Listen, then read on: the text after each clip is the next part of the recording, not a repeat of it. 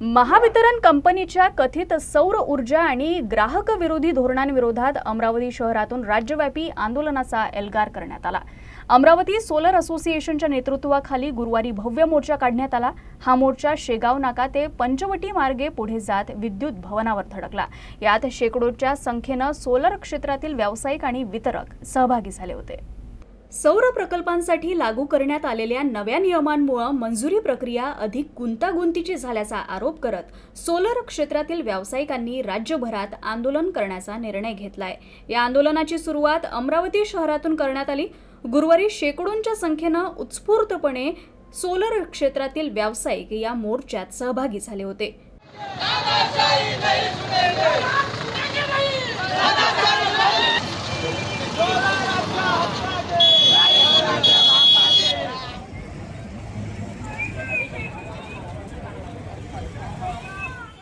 Net मीटरिंगवरील निर्बंध, क्षमतेवरील मर्यादा तसंच विविध प्रशासकीय अडथळ्यांमुळे ग्राहक आणि उद्योजक दोघेही अडचणीत सापडत असल्याचा आरोप आंदोलनकर्त्यांनी केलाय। सरकारच्या जाचक नियमांमुळे अनेक सौर प्रकल्प रखडले असल्याचं आंदोलनकर्त्यांनी सांगितलं। वाढते वीज दर आणि धोरणातील अनिश्चितता यामुळे सर्वसामान्य ग्राहकांवर आर्थिक ताण वाढणार असून सौर ऊर्जा स्वीकारणाऱ्या ग्राहकांना प्रोत्साहन देण्याऐवजी मर्यादा घालणं हे हरित ऊर्जेच्या उद्दिष्टांनाच विरोध करणारं धोरण असल्याचा आरोप करण्यात आला।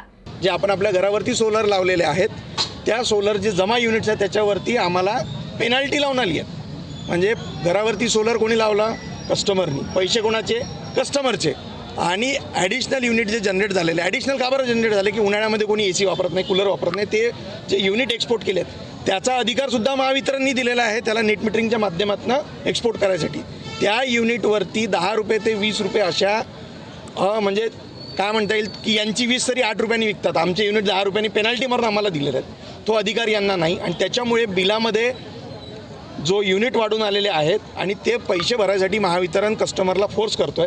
अन्यथा जे स्मार्ट मीटर आज कस्टमरच्या घरावरती लागलेले आहेत त्यांनी ऑटो कट ऑफ होऊन जातं। आणि काही ग्राहकांच्या जे आम्ही आज निवेदनं दिलेत ते सोलर असोसिएशनच्या माध्यमातून नाही दिलेले आहेत, ते सगळे ग्राहकांच्या माध्यमातून दिले आहेत। कारण ग्राहक आमच्या माध्यमातून सोलर लावलेला आहे तर प्रश्न आम्हाला विचारतो। जी सोलर लावायची ही जी संकल्पना आहे ही महाराष्ट्र गव्हर्नमेंटने आणलेली नाही आहे सबसिडीची। ही सबसिडी सेंट्रल गव्हर्नमेंट देतं।